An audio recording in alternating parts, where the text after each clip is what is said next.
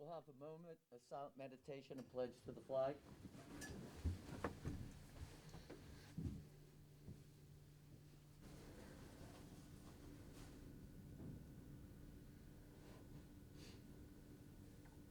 Thank you. Pledge allegiance to the flag of the United States of America and to the republic for which it stands, one nation, under God, indivisible, with liberty and justice for all. It is March 2nd, 2022. It's 10 o'clock, and our thoughts and prayers are with the people with Ukraine. Call to order. We all have, all three of us are here today, and we'll have consents and approval. Good morning. Good morning. Okay, we have 12 exonerations for $7,547.33. Minutes for February 23rd, 2022. Vouchers, General County Fund, $356,136.43. 911, $2,681. Chestnut Ridge Park, $7,013.73. Camp Muffley, $4,597.95. Mason-Dixon Park, $216.13. Mon County Center, $20,410.29. Assessor's valuation, $281. Payroll, $952,511.59. Purchasing card vouchers, General County Fund, $27,353.08. Magistrate Court, $30.24. 911, $467.51. Home confinement, $69.51. Chestnut Ridge Park, $38.24. Camp Muffley, $2,746.74. Mason-Dixon Park, $236.14. Mon County Center, $169.29. For a voucher total of $1,374,879.31. We have state approval requested budget revisions for the general fund for county commission, prosecuting attorney, state computer, ag agent, emergency management, jail reimbursable, motor pool, water projects, 4-H extension building, fairs and festivals, historical society, and capital projects, other buildings. We have position vacancies listed on our website, and we have fiduciary orders for March 2nd, 2022, an itemized statement of services for George Armistead. Move to approve the consent agenda as presented. Second. Proper moved in second. All those in favor say aye. Aye. Okay, we've got two Okay. fiduciary matters. Motion to order sheriff to administer estate for the estate of Robert Allen Harrington. I move to appoint Sheriff Perry Palmer as administrator of the estate of Robert Harrington. Second. Proper moved in second. All those in favor say aye. Aye. Aye. And we have a second one. Yes, there's an objection to the settlement in the estate of Elizabeth M. Renahan. And I want to move to refer this to a fiduciary commissioner with a 45-day deadline for the petitioner to contact the clerk's office to pay their fee. Second. Proper moved in second. All those in favor say aye. Aye. Good passes. Great. The last is the closing notice for the next administrative closing process for unprogressed estates. Okay. We have to approve that. Move to approve the notice as presented. Second. Proper moved in second. All those in favor say aye. Aye. Good passes. Okay, that's all I have. Okay. Introduction of new employees, personnel changes. We've got Brad, who's here for emergency management 911. Morning. Morning. Morning. Monongalia County Homeland Security and Emergency Management Mecca 911's hired 2 new employees to fill vacant telecommunicators positions. Brandy Bennett will begin her duties March 1st, 2022, and Cody Dice will begin his duties March 15th, 2022. Their starting pay rate is $18.46 an hour, and as usual, they will need to complete a probationary period. Thank you for considering the approving staff change. Move to approve the staff as presented. Second. Proper moved in second. All those in favor say aye. Aye. Thank you very much. You probably don't want to stay around. You don't want to probably stay around. The second is for Sheriff Perry Palmer. It's a transfer. Kinsley Brewer is a current part-time processing transport officer, and they will be moving to a full-time process transport officer, $2,682.20 per month. Move to approve the transfer as presented. Second. Properly moved in second. All those in favor say aye. Aye. It passes. Okay, we have comments from the public. Is there a comment from Mr. Public? It's John Q himself. John Q himself. And you can take off your mask if you want to. Oh, really? Yes. Thanks, Tom. I appreciate it. Let me find that real quick. So Jamie Summerlin, 98 Whitby Lane here in Morgantown. I just wanted to say real quick, first this morning I had a very spirited conversation with Commissioner Bloom, and I appreciate it. I'm glad we're able to converse and have discussions about things that are going on, especially in our country right now. And it was all obviously concerning masks, and that was the conversation. Obviously, this past week, masks became optional in the schools. Parents are being heard. We listened, got vaxxed. We did the things that we needed to do. The country's moving forward. And actually, just a few hours ago, I heard these words. For more than 2 years, COVID-19 has impacted every decision in our lives and the life of the nation. Just a few days ago, the Centers for Disease Control and Prevention, the CDC, issued new mask guidelines. Under these new guidelines, most Americans and most of the country can now be mask-free. Thanks to the progress we've made this past year, COVID-19 need no longer control our lives. And that's really what we're asking for, as we're talking about moving forward, doing the things that we need to do.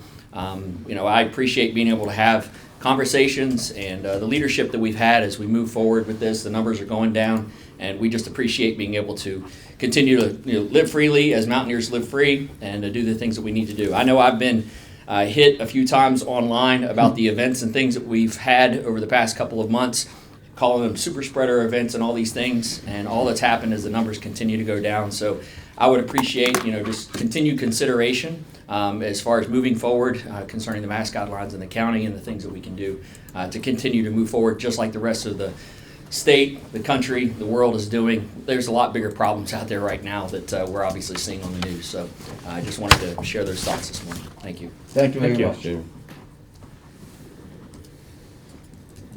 Excuse me 1 second. Is there anyone else? Seeing none? Comment from the public is gone. Colleen Kuhn and Grants, good morning. Good morning.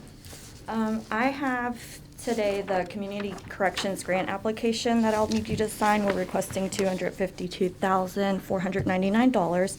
So in addition to the application that needs signed, there's a memorandum of understanding between the local community criminal justice board and the commission, an independent contractor agreement for RDVIC and the commission, the standard conditions and assurances, and special conditions and assurances that you need to sign. Move to approve the grant request to be signed by the president. Second. All, we have first and second. All those in favor say aye. Aye. Aye. It passes.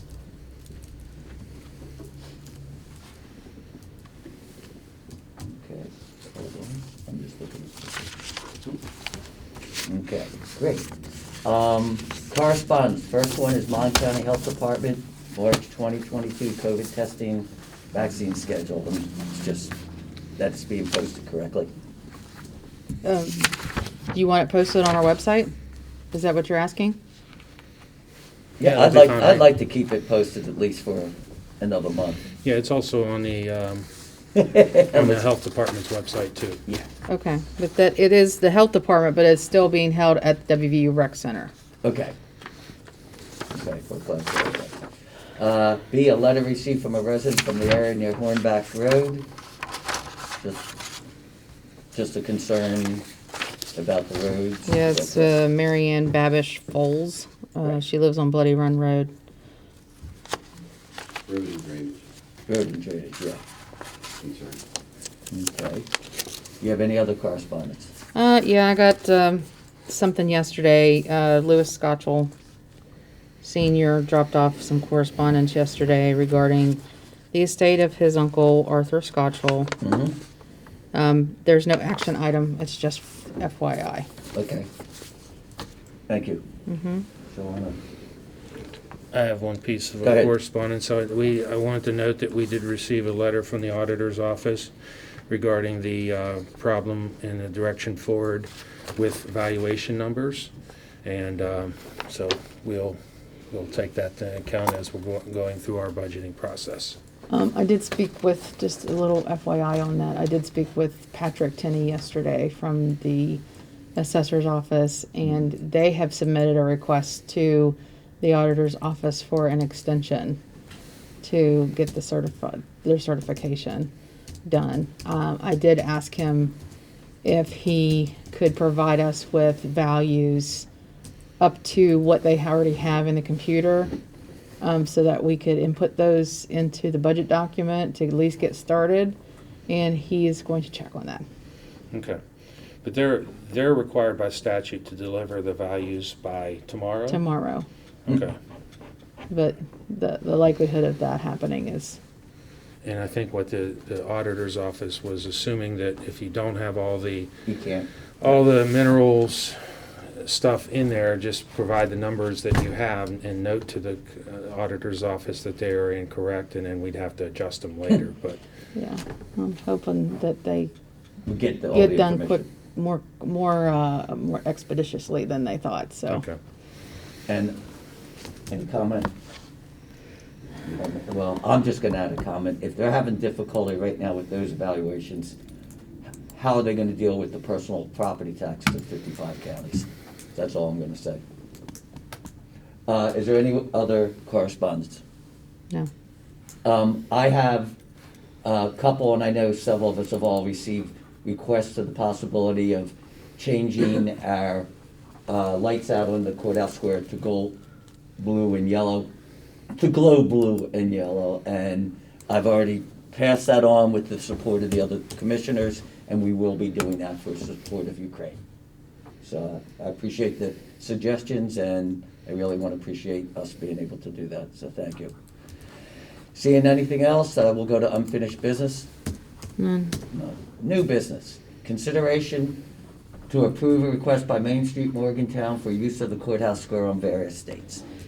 This is for the Arts Walk, and I've got March 12th, March 26th, April 9th, May 14th, June 11th, July 9th, August 13th, and September 10th. Move to approve the request as presented. Second? Properly moved and second. All those in favor say aye. Okay. Consideration of appointments to Mason-Dixon Historical Advisory Board and the 17th Judicial Circuit Public Defender Corporation. Caden Statler of CORE has been serving on the Mason-Dixon Historical Park Advisory Board for the last few years, and he wishes to be reappointed. Okay. Move to approve that reappointment as presented. Second? Properly moved and second. All those in favor say aye. Aye. And then we also have Hilda Hetty, Southern Galloway Lane here in Morgantown. She is asking to be appointed to the Public Defender Corporation. Okay. Move to approve as presented. Second? Properly moved and second. All those in favor say aye. Aye. Great. To consider approval, the construction contract with Anderson Excavating in relation to RFP 2021 MCC CRP 002, Chestnut Ridge Sledding Hill Slope Grading and Tow Rope Installation Project. Move that we approve this contract as presented. Second? Moved in second. Any discussion or? Well, as we explained last Yes. week, Anderson was the successful offerer in our RFP for this Chestnut Ridge slope hill or sledding hill. So this is just to formalize that relationship moving forward. Did they send it to Yeah. you? Did they send it to you? I thought you had it. No, I don't have it. They haven't sent it to me yet. Then we just put it. You just need to table that. Okay, have a Okay. motion to table till next week. All right, I just assumed we had it. No, Okay, no, So no. moved. Okay. Okay, all those in favor of Sorry, we hadn't tabling? had a chance to. do that. Aye. Okay, we just tabled it, but yeah, we just don't have it in hand. Not that there's a problem, it's just. I didn't want to delay Yeah. in case we did get it, so that's why I went on the That's why we agenda. put it on, just in case, okay. Are there any other new business? No. Okay. Anybody would like to speak? Elected officials? Ben? No? Okay. We'll go to county commissioners. Just a couple of things. We had a meeting collectively with DOH And just to assure the public that there is a patching plan for the potholes.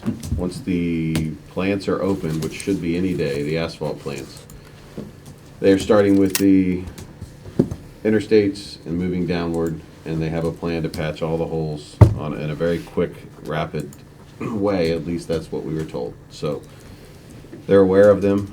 Some of them are extraordinary. I think I saw one today that was 6 inches deep by about 3 feet wide. It was pretty crazy, but they have a plan. Secondly, I was part of a committee meeting that met with the DOH to discuss future projects and prioritizing through the MMPO. So we are just trying to keep DOH's foot to the fire, so to speak, with keeping our major projects going forward and prioritizing them, so that we can continue to get those done. And that's all I've got. Okay. As you were talking about the COVID numbers, Tom, I pulled up this week's report. We have still, on the 26th, we dipped down to 25, but then we went right back up to 26 the day after. So we are still fluttering around that 25 level. We haven't dipped below it in a couple months. So we have been, just so the public understands, we've been watching that closely. It's kind of my thought process is we would revisit any of our policies once we were under 25 for a sustained period of time, where we can, because you have to remember, during the beginning of this whole pandemic, 25 was the, Hysterical point. shut down the whole county, and shut down the whole state. So I ask for continued patience as we move forward. But as with anything, the county commission doesn't make knee-jerk quick reactions based off of what anybody else is doing. We kind of look at the numbers and kind of follow things closely. In regards to the valuation numbers, that's, it's an issue that we can easily deal with. We have valuation numbers for the last 9 years, as far as we know what our growth rate is. So it'd be still easy for us to project those numbers and get through our budget process. Any tweaking could just be done through the contingency account. So it doesn't present as much of a problem as it would present to some other counties, but it still won't delay our budgeting process. We just won't have final numbers until we get the final valuation numbers. So, but there is a statutory requirement to provide that information by the 3rd, which is tomorrow. So that's why the assessor's trying to get some relief, because they don't want to pass out bad information. We did that a couple years ago with the public-private partnership. Right. We had 2 sets of valuation numbers, and of all the levying bodies, most of them use the wrong numbers. So we want to make sure that we put out information that's correct and accurate. One other thing, we had an update from, you guys met with Greene County. I was still preparing some stuff this morning, so I didn't get a chance to meet with Greene County, but I did want to give them an update because they were asking us a lot of questions about our project at the industrial park. And I have been given confirmation that sometime, hopefully in April, there'll be a job fair for openings at that park, and we will keep you posted. But I know everybody's anxious, especially in regards to job opportunities. So our friends in Greene County had asked us a month ago for that information, and right now we're still working through that process. But we hope to have more information in the April timeframe. So, and I think that's it. Okay, great.